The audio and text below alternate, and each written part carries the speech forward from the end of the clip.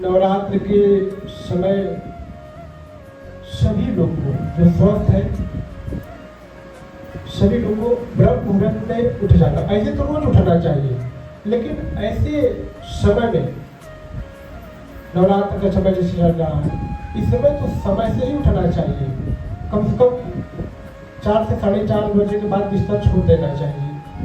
उसके बाद स्नान करिए, भगवान का भजन ध्यान करिए, धूप दीप करिए, दुर्गा सप्तशती पढ़िए, बहुत से नवहर मंत्र पढ़िए दुर्गा जी का। ओम ऐं ह्रीं क्लीं चामुंडाय विचे, ये मंत्र भी पढ़ सकते हैं। अगर ये नहीं आता है, दुर्गा दुर्गा दुर्गा दुर्गा अपने भाव से, भगवान तो अपने भाव के रुके है ना। ये नहीं कहते कि नहीं तो हमको मंत्र से ही अब आपसे प्रसन्न होंगे, ऐसा कुछ नहीं है। देखिए, आप अगर आपके अंदर भोलापन है, आपका मन पवित्र है, आप अच्छे विचार वाले हो,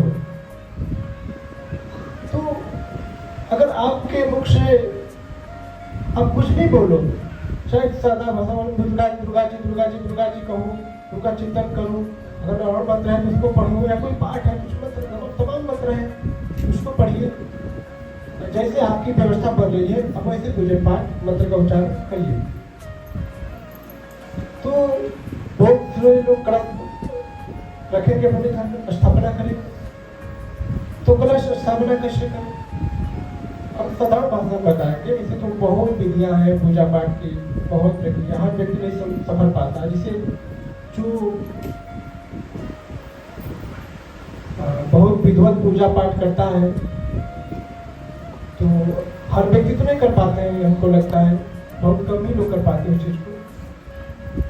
लेकिन मैं आपको साधारण चीज में बताऊंगा जिसे हर घर में हर व्यक्ति कर सकता है, किसी को परेशानी नहीं होगी। कोई घड़ा लीजिए, अच्छा घड़ा में जल कितना होना चाहिए? कम से कम 2.5 लीटर का कलश होना चाहिए, 2 लीटर से नहीं, 1.5 लीटर से तो कम होना ही नहीं चाहिए।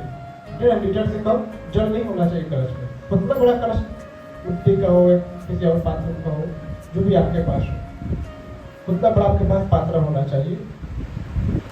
उसमें गंगा जल डालिए, उसमें सिक्का डालिए, जैसे आपका सोना है, चांदी है, नहीं है तो कोई बात नहीं, नॉर्मल भी सिक्का डाल सकते हैं, ठीक है। भगवान तो भाव नहीं होते, वो आपके सामर्थ्य के ऊपर निर्भर होता है।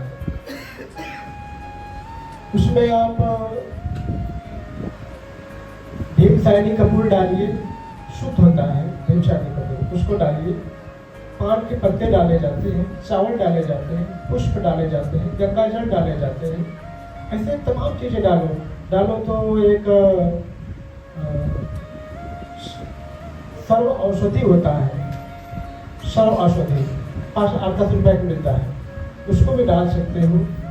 केसर डाल सकते हो, सुपारी डालिए, सुपारी तो बहुत जरूरी है, सुपारी डालिए, और आदि बहुत ऐसी चीजें डाल सकते हैं। लेकिन इतना बहुत है, इतना चीजें डालने के बाद हल्दी डालना है तो हल्दी डाल दीजिए। ये सब डालने के बाद 4 पान का पत्ता अलग से लीजिए, 1 पान का पत्ता अंदर डालें, 4 अलग से लीजिए। कलश होता है ना गोला में, चारों दिशा में ऐसे ऐसे करके उसको रखिए, कलश के ऊपर ऐसे से लगा दीजिए। उसके बाद आम का पत्ते होते हैं, आम के पत्ते लगाइए। कलश पर 9 बार लाल चंदन हो, उसको टीका लगाइए, उस पर स्वास्तिक बनाइए 9 देवियों के भाव से, ठीक है। एक पानी वाला नारियल लीजिए, जो जल वाला नारियल है, उसमें जो जटा वाला होता है, ऐसा लीजिए जिसमें उसमें नोक फंस रहे, और जल उतना डालिएगा कलश में तो नोक हल्का सा टच रहे जल से। जो आपका नारियल रहेगा, नारियल पर कुमकुम से लिखो ओम ठ ठ ठ स्वाहा। एक ठ कौन नहीं, ठ बनाना जी, ऐसे बोला वाला, ठीक है। ठ ठ ओम ठ ठ ठ स्वाहा, 3 बार लिखना, ओम ठ ठ ठ स्वाहा। ऐसे लिखने के बाद उस पर जो आपका कलश है उसमें जो गला है नाड़ा बांधिए, वो नारा नहीं होता है, उसको बांटिए। उसके बाद आपका जो नारियल वाला पानी है उसमें भी आप कलावा बांटिए, नारा, ठीक है, कलावा होता है ना, उसको आप बांटिए।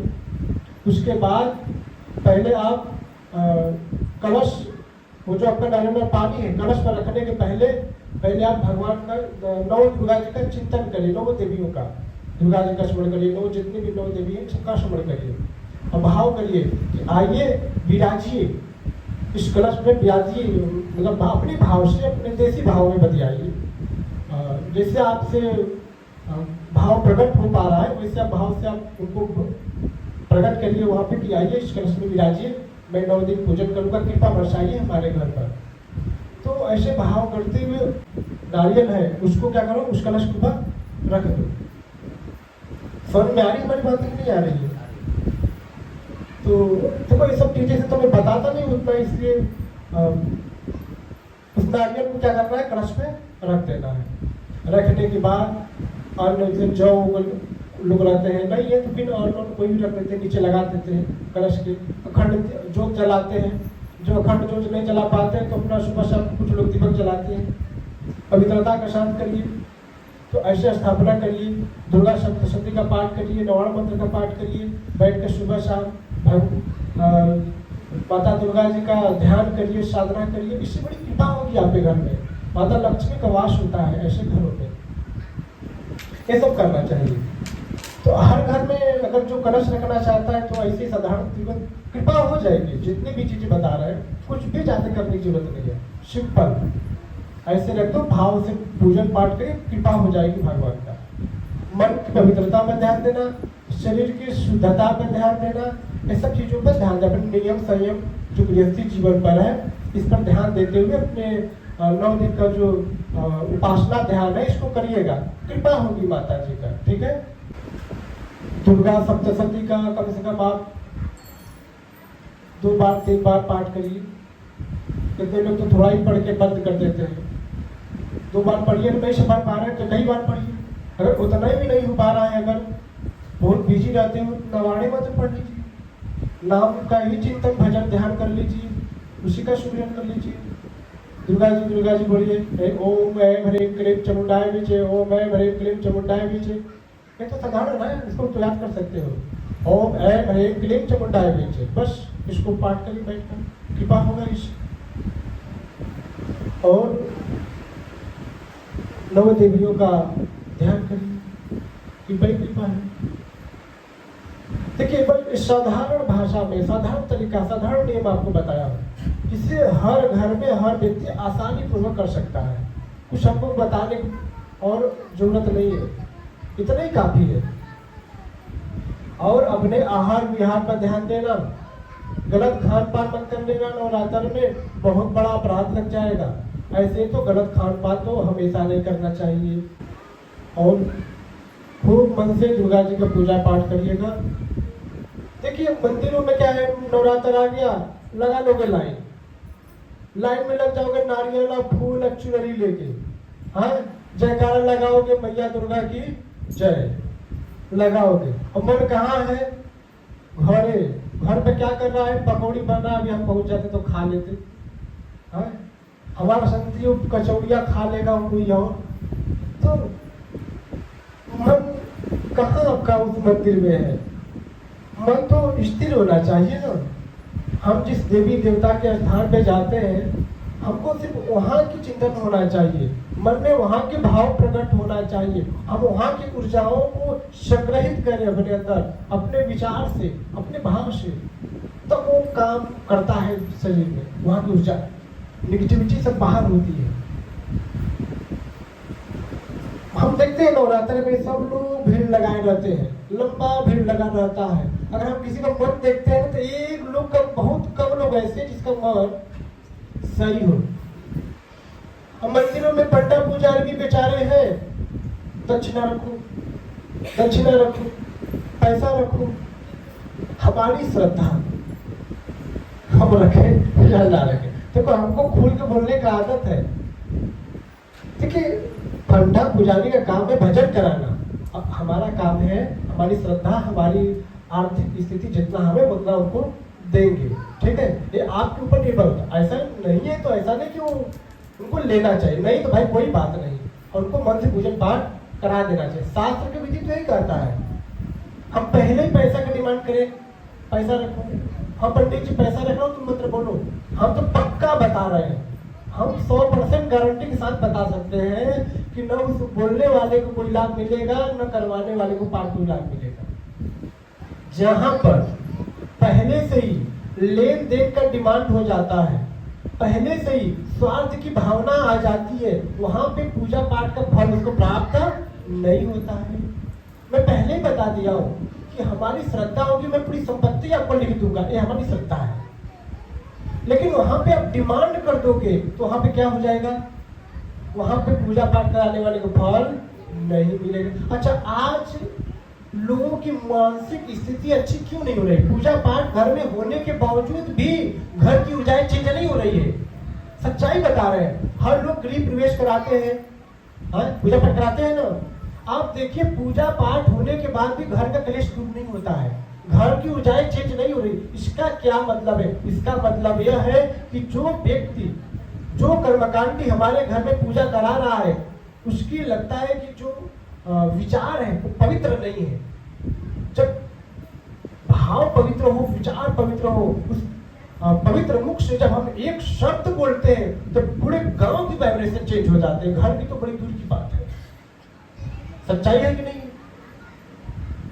तो वाइब्रेट, आज हम तो बार बार कहते हैं कि घर में ऐसे लोग से पाठ कराओ कि जो कभी श्रुति न खाता हूँ, कभी मदिरा का सेवन न करता हूँ, कभी जो धर्म का डिमांड न करता हूँ। जब ऐसे कर्मकांडी लोग हमारे घर में आकर पूजा पाठ विधि पूर्वक करवाते हैं तो यह पक्का है कि आपको फल मिलेगा। क्या फल मिलेगा? हम शास्त्रीय बात बता रहा हूँ। देखिए, ये सब बात कोई नहीं बताएगा, पक्का बता रहा हूँ। क्यों नहीं बताएगा? क्योंकि सबको अपनी अपनी दुकान चलाना है, समझ रहे हैं? ये सब बात नहीं बताएगी, पैसा कोई वाली बात तो कोई नहीं बताएगा। हम तो यहाँ तक भी कहते हैं कि मंदिर में जाओ तो कितना लोग देवी देवता के चरण पर पैसा रख देते हैं, नहीं रखना चाहिए। क्यों? अच्छा, जो कभी लोग मुर्गा काटते हैं ना, वो मांस जो काटते हैं दुकानों में, वो लोग भी वही पैसा दे रहे हैं, वो हमारे तक पैसा आ रहा है, वही पैसा देवी देवता के लिए जा रहे हैं चरण में। नहीं, अगर पैसा रखना है तो आप कहीं दान पेटी लगा रहता है, वहां पे डाल दो, जो पूजा पाठ करा रहा है उसको दे दो, लेकिन आप देवी देवता के चरण में पैसा मत रखो, नहीं रखा जाता है। आप ऐसा गलती मत करिएगा, देवी देवता के चरण में पैसा मत रखिएगा। हम कितने लोगों तो सोचते हैं यार चरण में रखेंगे तो ज्यादा लाभ मिलेगा, ले जाके रख देंगे चरणों में एकदम। तो पूजा पाठ विधि पूर्वक नवरात्र में करिएगा। और मंदिरों में जब भी आप जाइएगा, भाव से जाइएगा, श्रद्धा से जाइएगा, दोष दृष्टि न हो। जैसे हमारे कुछ लोग होते हैं दोष दृष्टि कर लेते हैं, बताया घर में पगला दृष्टि डाल देते हैं। तो ऐसे लोगों पर तत्काल पीछे कभी पुण्य नष्ट हो जाता है, ऐसे शास्त्र में लिखा हुआ तत्काल। इसीलिए कभी भी हम ऐसे जगह जाए तो कभी दोष दृष्टि नहीं, ऐसे तो दोष दृष्टि करना भी नहीं चाहिए। लेकिन अगर हम धर्म के स्थान पर ऐसे धार्मिक जगह जाए तो कदापि नहीं करना चाहिए। ऐसे लोग तो ना, कितने लोग कहीं से आते हैं तो कहीं एक्सीडेंट में मर जाते हैं, तो कहीं क्या हो जाता है, कहीं क्या हो जाता है। तो देखो, भाव नहीं ठीक होता है लोगों का। हमारी भाव अच्छा होना चाहिए ना, भाव अच्छा ही नहीं होता है। एक पिकनिक बना दिए ना, चलो विंध्याचल चलते हैं, पिकनिक गए तो तुम हलवा बनाए, पूड़ी बनाए, चाप के खाए, पता नहीं दर्शन अच्छे से हुआ कि नहीं हुआ, मंत्र पाठ में बैठ के जपे कि नहीं जपे, पिकनिक बन गए। कहेंगे तो चार लोग फोटो खींचेंगे, है कोई गंगा जी में नहाते हुए खींचेगा, तो कोई खाना खाते हुए खींचेगा, प्रसाद पाते हुए, जो भी भोग लगा हुआ भगवान